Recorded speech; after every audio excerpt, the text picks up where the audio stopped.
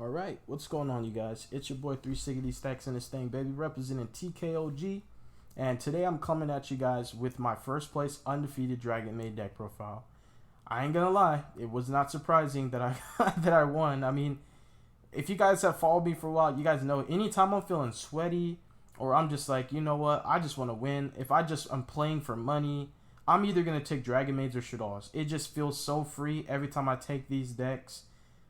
Whew, I mean, baby, this is just how it is, you guys. Like, honestly, this right here, if you asked me right now what's the best combo deck of the format, I would never ever not say this deck. This is the best combo deck I have played since my Pendulum Orcus days. That's the only combo deck that rivals this deck in the terms of consistency, playing through disruptions, beating the most high impact hand traps, and a combination of multiple high impact hand traps, having win conditions that don't care about Dark Ruler or droplets, being able to navigate through fully established boards and breaking them with pure engine, getting more follow-up than sometimes you just don't know what to do with, consistently beating Droll, outing Window with a normal summon, being able to beat cards like Mystic Mine and Zombie World. I mean, this deck, I built this deck to be able to get me out of every situation that I felt I couldn't already get out of just naturally with how powerful the deck is. This list is the list that I was going to take to YCS Pasadena. So there's a lot to discuss. Hence why I actually decided to do it on the dueling book format, because I felt that there's just so many people that normally watch just to net deck and go that they were like, I don't care about your explanations. I really don't care how these cards work. I don't even, want to hear what you do with the cards. I just want to see your list and build it and go. So the cards are already presented for you. So you can take a screenshot and dip, if you're just here to see the list and go. There's no hate. There's no hard feelings. This is why I did it online, just for you guys, so that you don't have to sit through me talking or have to fast forward to see the list. So this is just doing it as a favor to you so that you can see the list. But for those of you who are in for the explanations and the information and value my experience over just getting a list and running with it, stay in your seats because you're in for a ride. So please consider subscribing to the channel if you haven't done so already, and make sure that you click the notification bell when you do. Leave a like if you liked the video, leave a dislike if you did not. Also consider backing me on Patreon. It's well worth it, take my word for it, and also becoming a member of my Discord. And with that said, let's get started. So yeah, like I said, you guys, I built this deck to be able to get out of every sticky situation I could possibly think of. There's just so many high impact cards that normally would put a hindrance on this deck, that I just designed this deck to be able to beat those cards. So when I say that for a point, because this is a really good counter argument for why people don't play 60. They're scared to not see their side deck. Well, for me, you guys, if you didn't know, I've been playing this card at 60 decks for a very long time. And you guys might think, oh, well, why is Stex winning all the time if he's not, quote, quote, drawing his side deck as often? And truth be told, I do draw my side deck pretty often. But the reality of it is, almost every game that I've won, going first or going second, I did not need my side deck. This is just a fact. I don't really need like a out to Winda in my side deck. My engine outs Winda. I don't really need to play something to like beat Droll. My engine can actually put a negate up before I even search. Yeah, bro, it's that good. When it comes to high impact, low impact hand traps, there's no single combination of just like one or two that can end your turn. I've never had my turn ended by hand traps. I've always played through them. I've played through Ash, Imperm, Veiler, and Ghost Spell in the same turn and infuriated people at the fact that nothing that they did just stopped me. It just feels like you just don't lose with this deck. That's why I was going to take this to the YCS. You just have to play it. And because it's 60, most people just don't play it, And I understand. You want to play just, if you want to play a combo deck that uses dragon cards, because the dragon cards are so good. I mean, Konami did a really good job releasing generic dragon support. Dragon Link is a deck that plays like all of the best dragon cards. So go and play that. It's easier to play. Its learning curve is a lot lower, but it's not an easy deck in general. But this deck right here, I just took the Rockets, the Noctos, and just added them into a already built pure Dragonmaid deck and put an emphasis on my ceiling of playing through hand traps and negations consistently. So this deck has gone through a lot of changes and it's evolved and adapted and progressed, and it's only gotten better and never worse. So every list that you've seen before this is not as good as this one, I'll tell you that. So we're going to get into starters because I already, I've taken up so much time, but I really had to point that out because it's just the truth. I speak from experience. So we have 3 Remus, 3 Ravine, 1 Terraforming. So I'm going to stop right here real quick because you guys might think, why play Terraforming? Well, that's because going to the YCS, I did not want to play Mystic Mine. And I normally side deck it, but because I just wanted to play the most unfair cards in my side deck, and I know Mystic Mine's unfair, but I wanted to make room for more. Like, I wanted to play Floodgates. Like, I wanted to go first with this insane deck and play just cancer Floodgates that just don't let people play the game and just protect them with my negates. Or just say, if you Nibiru, Gamma, Imperm, Ash me the same turn, I still have a Floodgate and a Seal, so it doesn't matter. So I had to put Mystic Mine in the main deck, and I also decided to play just the 1 copy. And instead of playing 2 Mystic Mine, I decided to play Terraforming because my ideas when building deck, I always want my cards to be multi-purpose. And if I can get away with a multi-functional card that can be used in multiple applications and situations, I definitely do it. So instead of 2 Mystic Mine, I play the Terraforming the Mystic Mine so that this can be a starter or a going second card at the same time. So that's why I'm playing Terra now, because normally you really don't need this. You don't really need an extra copy of Ravine. You literally... This deck's consistency equates to Phantom Knights and Warriors. Just putting 2 monsters on the field more often than not in this deck gets you just so far ahead. It's just ridiculous. 2 Dragons on field is like 2 Warriors or 2 level 3s in this deck. So even if you don't draw these cards, it doesn't really matter because your deck naturally searches itself. So that's something I want to point out. But continuing, we played 3 Black Metal, 1 for 1, 3 Chamber, 3 Parlor, 1 Gold Sark, 1 Tempest.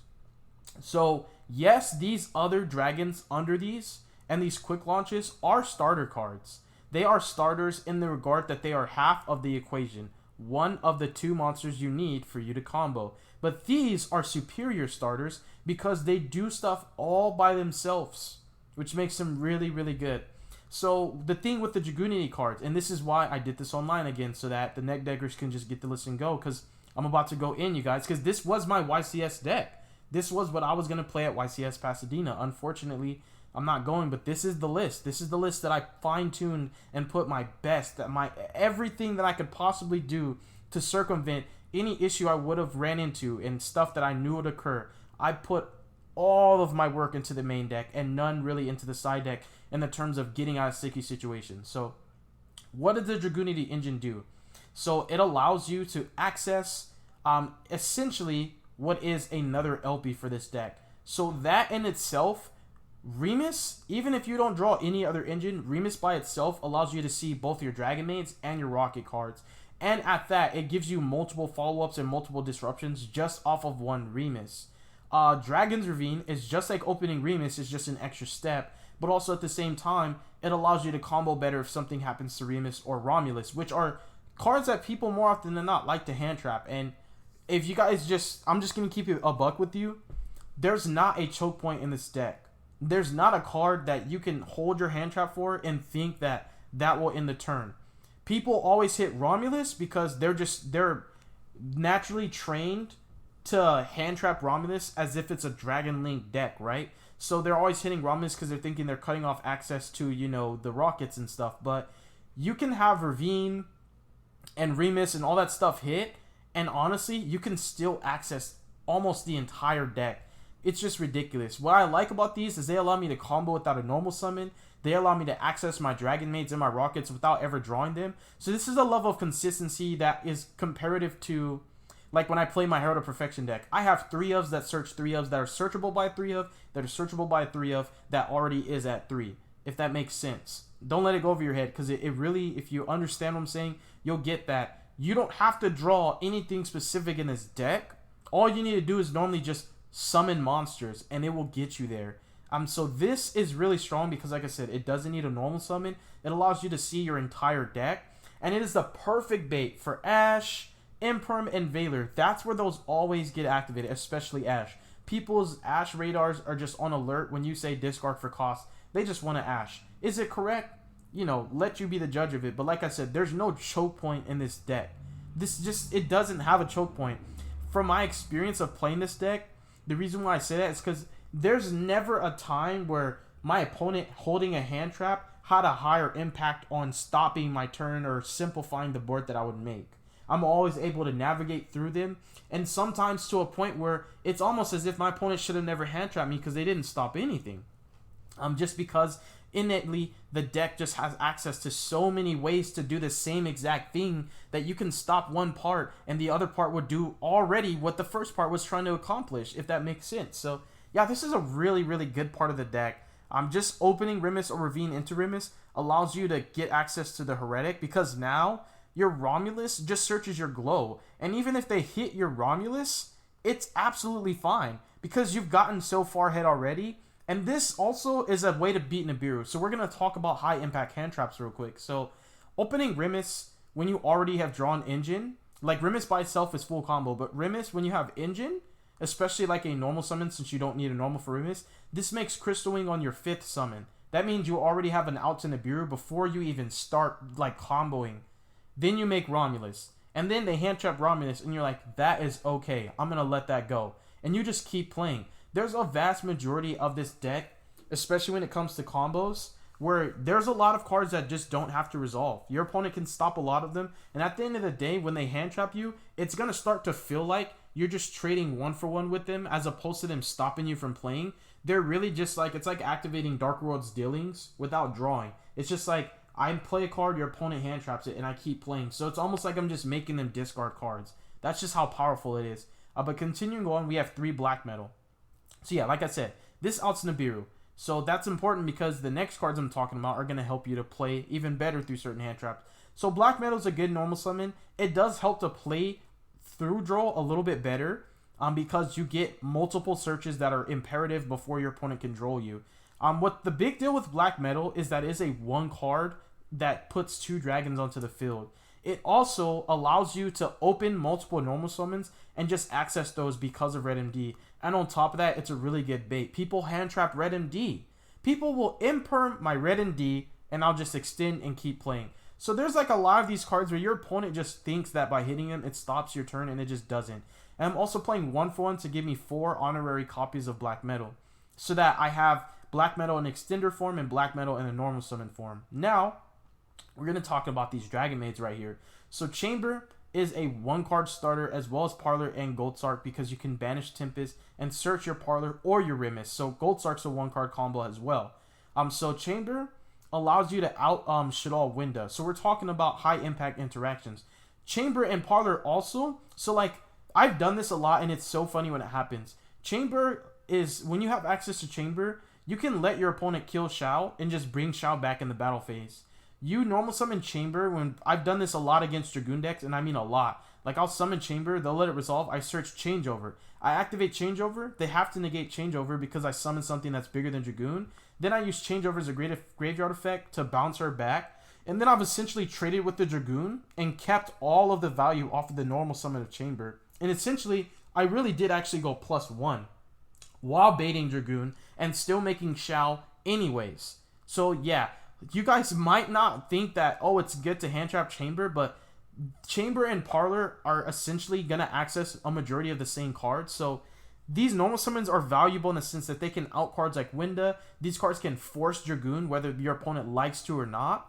And also on top of that, the fact that your opponent will hand trap these at the offset chance that you could make Shao, even if that was not your intention, it just gives you a higher ceiling through hand traps. You have what I like to call must negates.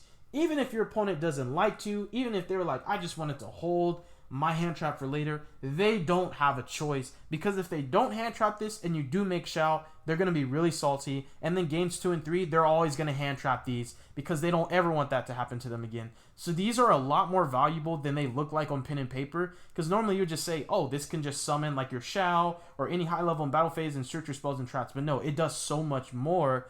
Oh my goodness, it is absolutely ridiculous. This is also an out inherently to Zombie World because of Dragonmaid downtime. And if you've playing against a deck that uses Mystic Mine, or you're playing against control decks, summoning this on your opponent's turn and searching Tiding is not a bad idea at all. It just gives this deck a toolbox that's very, very, very diverse, and able to get you out of situations that even Dragon Link can't get out. Dragon Link can't out Zombie World. Dragon Link can't really force Dragoon with the normal summon because they don't have a normal summon that can put a monster bigger and stronger than Dragoon just off of a normal. You know, it's just different. Parlor, so like, you know how I mentioned like this can beat Dragoon and Winda. That's not everything it does, but I don't want the video to be too long. Now I'm going to talk about Parlor. So Parlor does almost the same exact things that Chamber does. But what I've also done is I've used Parlor to dump Changeover and then summon Dragonmaid Shao when I know my opponent is playing Droll, or I just feel like they think that Droll's gonna beat me. I've never lost to a hand trap. I don't even have to beef with hand traps no more. When I play this deck, sometimes I just don't even respect hand traps because I know how to navigate through them already. And I know if my opponent didn't stop me here, it sucks for them because everything I do after this point is going to be protected by negates. And it sucks that you let me go this far to summon my Shao and my Crystalline because you didn't want to negate these cards. But if you did negate these cards, that meant I was just going to combo without having negates on my field and just keep playing. It's ridiculous how powerful these cards are. So Parlor beats Droll and Winda, and also it baits Dragoon. Because Dragoon will either negate Changeover's graveyard effect or the activation of it. So this is a big deal. And it's a big deal because I do play a lot of high-level dragons in my deck. So I consistently am able to summon Shao before I even do my main combo. And it feels really good when you sing cards like Absolouter or you sing cards like Armogram or Tempest because they get extra value in graveyard. And then we talked about Goldsark. This, again, Goldsark also... it's a good bait. It's crazy how your starters are so diverse, right? Like, these allow you to combo, but they also get you out of sticky situations. So, Goldsark also outs Goldsark also outs Invoke Makaba because you can banish Tempest and summon Search Lorper and just discard Lorper, and they will negate it with Makaba, but it won't be banished. So, again, isn't it crazy how so much of your engine just naturally like, that's when I say, like, when I say that I just break boards with this deck, it's not like, because when you Dark Ruler somebody, I feel like you didn't really break the board, right? Like, I'm not taking credit from people or nothing, but like, when you use these cards, it's like, your deck didn't break the board. This just made it to where you can kill those cards without them even being a threat to you. But when it comes to Dragon Maids and decks like Shadal's and other decks that I like to play, they can use their engine. I'm just I'm refreshing this real quick. They can use their engine to break boards naturally. Shadal's and Dragon Maids are my two probably strongest decks right now that are not meta, in my opinion. Or you know what? They could be considered meta, actually. So I would just say that, like, two of my most favorite decks that just are able to just break boards with pure engine. And this deck is no exception. So let me get back to my Dragon Maids. Not to say that, like, V-Dubs, Drytrons, and all the other decks can't. It's just, like, these are my go-to decks because I'm able to do so much more with these. Dragonmaid, there we go. So we're back on track. Sorry about that, guys. So now, when it comes to starters, we are going to finish off with Tempest. Tempest is both an extender and a starter, and a follow. I mean, Tempest is just like everything in this deck. The reason why Tempest is a starter, but it's not the one that you want to use more often than not, it can search any dragon. You know, like the dragon rulers have like all these insane effects. A discard effect, a banish effect, like an effect to summon itself. It's just ridiculous.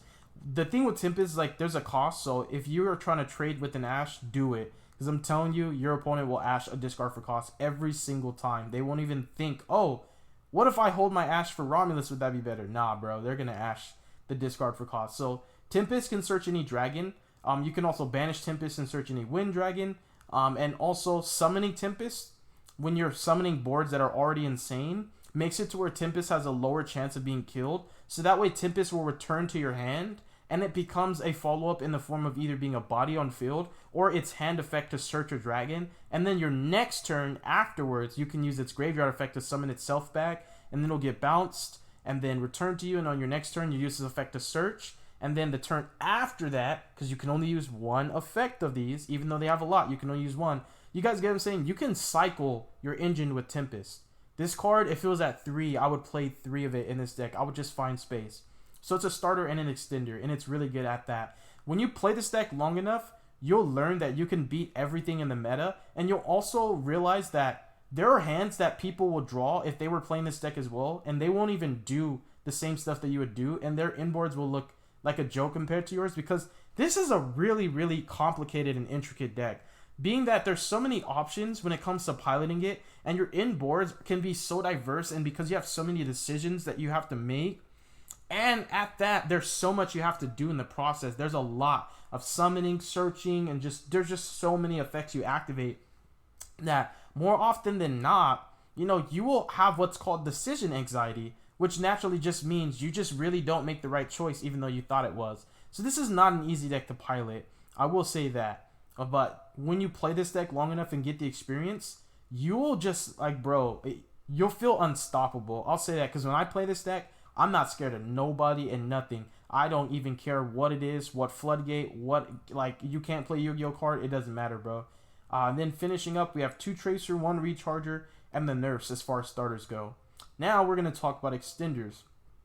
I'm on 2 Hospitality now. I cut it down from 3 to 2 because I started opening it up too much. Once I cut down on the amount of Dragon Maids I play, cards like Foolish Burial Goods and Hospitality didn't really lose their value as a card. They just lost their significance as an extender in the sense that they weren't consistent enough for me because I was constantly opening them without having the cards that make them live, being a Dragon Maid.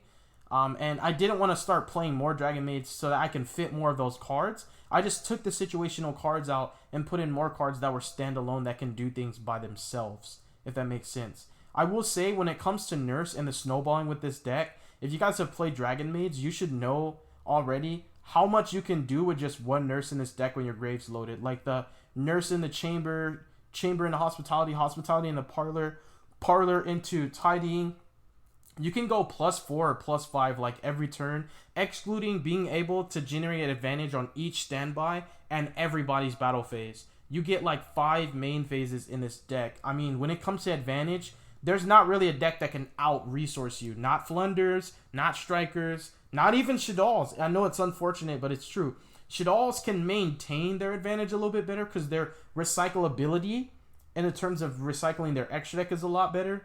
But when it comes to just sheer advantage economics, just having more cards in play than your opponent, this deck, there's just not really anything I can compare it to. Because I've had situations where I just didn't have enough zones. I couldn't summon anymore, I couldn't do anymore, and I still had so much resources to use, but I just had to pass because there's nothing else I can do because I had no more zones to summon to. But yeah, I like 2 Hospitality now. You always want to have at least 2 because it lets you grind a lot better, but it also decreases your chances of opening it without a maid. Then we have 3 Guard Dragons. I would never not play this. I don't even know why people cut this. I can combo through so much more having this, and this makes it to where if I have a normal summon already, whatever I discard off of Gay Durg, I can just bring it back without having to rely on Nurse or Red MD, which means now when I bring out Red MD, I can just bring back the Rocket Tracer that I discarded off of the second time I used Gay Durg, which is really, really cool. So yeah, and this lets you combo through more, and this also is one of the most clutch cards going second because you'll have so many cards negated. When you activate this under a Link 2, you just make Borosword and kill people. And then we have 3 Quick Launch as another extender / starter. Noctovision's both an extender and a starter sometimes. In the sense that it lets you draw more engine. It's just crazy. When your normal summons get hand trapped and you have a Nocto, it just feels so free. It's just insane, you guys. I've sacked hitting Quick Launches and Remises. Dragon Maid Tidyings, droplets off of this card. It's insane. 1 Absorider, 1 Red MD, and then 1 Boot Sector Launch. And finally, for the rest of extenders, we have Dragunity, Glow, and Armogram. So with Armogram, there's some stuff to talk about, right? Glow is an extender. This is not a brick. So the only true bricks that you can draw and not be able to do anything with is gonna be Baby Rock and Legatus. But even these, if you're able to combo, you can just summon this with the Ravine up, and that means your Dragon Ravine can just do something else other than search this. And that means also, whatever you add off Gay Durg, you can keep it and then discard this. So there's no actual brick in this deck that you can just draw and not be able to play with. These are all shell targets, even Mistleton. And if you draw these are extenders. That's why you guys might look at this like, oh, this is 60 cards and it's bricky. It's not. You can't say something about a deck that you've never played or don't know how to play. So Glow is in extender, worst case scenario. You search for Armogram. If Romulus gets hand trapped and you have this, it's free because it means now that they were stopping you from searching a card that you already had. Really, I was just going to get another Ravine and not even activate it. So it feels really good to draw this. This is another way to be able to put pressure on a board every turn. Let me check here. Okay, 24 minutes in. We're going to finish this up soon. This is another way to put pressure onto an established field every turn. So this outs Winda. You can make this your first summon, then negate Winda. This puts a lot of pressure into decks like Drytron, because you can kill the Drytrons by battle and equip them to this card. So you effectively take the Drytron away from your opponent's grave for follow-ups. The ability to make monsters lose attack by sending the equips does come up, because you can equip monsters to this by killing them by battle, and you get to summon this card every turn. I've even banished Tempest in like a mid to late game kind of situation where I didn't really need Tempest as like a follow-up body anymore, so I just banished Tempest off Armogram and just used it to search a parlor, and it was so nice. So Armogram is insane in this deck. I just would never not play this card. It's a high level for Shao. It's an extender. It's Romulus food. It's Seal food. It outs Winda. It forces negates. It's at 2900 attack. So if your opponent negates his effect to negate, but doesn't destroy him, he can still just attack over another threat. So you can actually trade 2 cards with your opponent every turn with this. Like, let's say your opponent's on, you know, like a soft negate, like a soft negate, and then just like a big monster. You can just summon him, use effect, negate, they negate it, and then attack over it. It's just crazy, you guys. It's really, really crazy. So continuing on, we play 3 Tidying. I would never not play 3. This is also an extender whenever you're able to resolve Ravine, or just discard it for cost off Ravine and get ashed. It's still an extender. It's follow-up. This card is literally a disruption and 2 follow-ups at once, and I never in my boards without a Tidying. I will tell you guys right now, do not ever in your board without a Tidying, because this will make sure that if they droplets you for 3 or 4 or Dark Ruler you will have a disruption and a floodgate to summon off Seal, so that they're forced into their battle phase, which means you're winning. And when I say you're winning, this deck is a combo deck where you can't just break the deck's board and be like, they vomited all their cards, now they're not going to reestablish. This deck will make the same board over and over again. It's actually ridiculous how your opponent will break a 3 or 4 interruption board and you'll make a 4 interruption board next turn. So that's something else that you really have to be careful with when you play against this deck. Like, you might not want to exhaust all your resources in breaking the board. You might want to just do your best to take the follow-ups away. Because I've actually broken through double Doka Negate, Pankratops, and Ultimate Conductor Tyranno with follow-ups.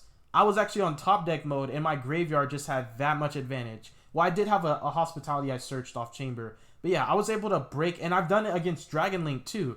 Dragon Link Dark Rulered me, broke my board, couldn't kill me, and then I broke his board naturally with Engine. No Dark Ruler, no droplets, just Dragonmaids and other engines like that. Broke his board just with follow-up. So this card is imperative for follow-up. It gives you disruption of the Dark Ruler and droplets. It also protects your Floodgate being Sloth or Kawakimara Draco for like the Drytron and the Eldritch and Dogmatica matchups. So it's a really, really big deal, you guys. It allows you to snowball so much. Once this card's in grave, you're killing your opponent next turn.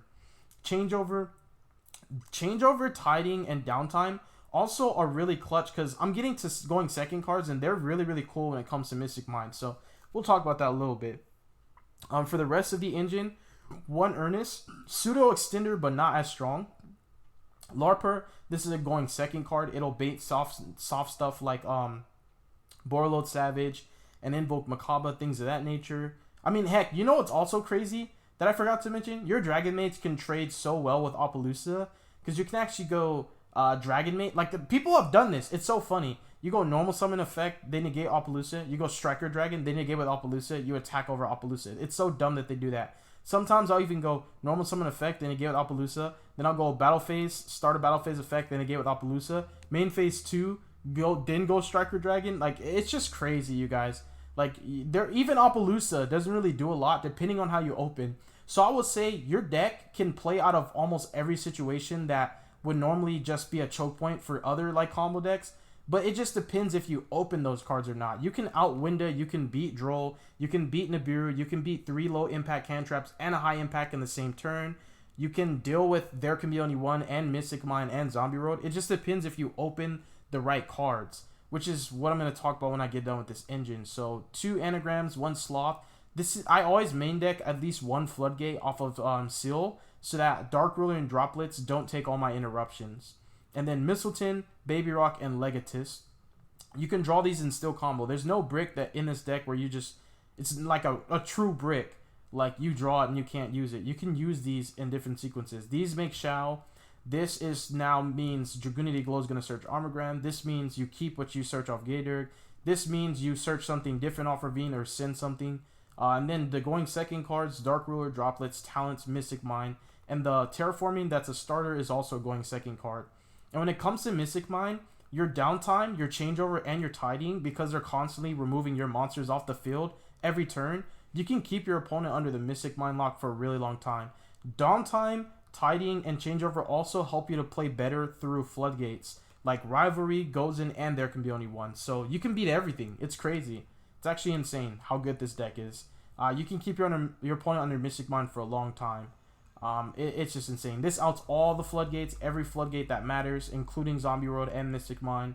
It bodies trap decks, and you go +2, 3, 4 every turn off this card.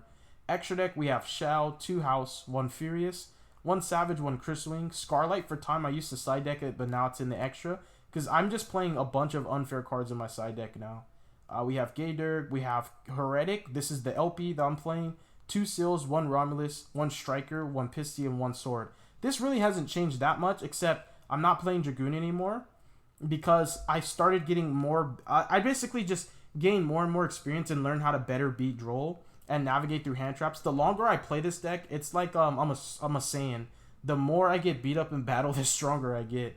So yeah, after like just getting even more experience, I learned how to beat and body 3 or 4 hand traps and still combo through them. So I started playing Furious and Scarlet. Scarlight's for time. Furious is just insane against every single deck. And yeah, you guys, that's the deck profile. Sometimes I want the other Romulus and Striker, but I have this cool trick where I equip them off Savage and bounce them off of Seal. Or I'll leave them on field and bounce them off Tidying. But anyways, God bless you guys. Make good choices. Don't hurt your brain cells. Stay tuned for future content, and peace out, y'all.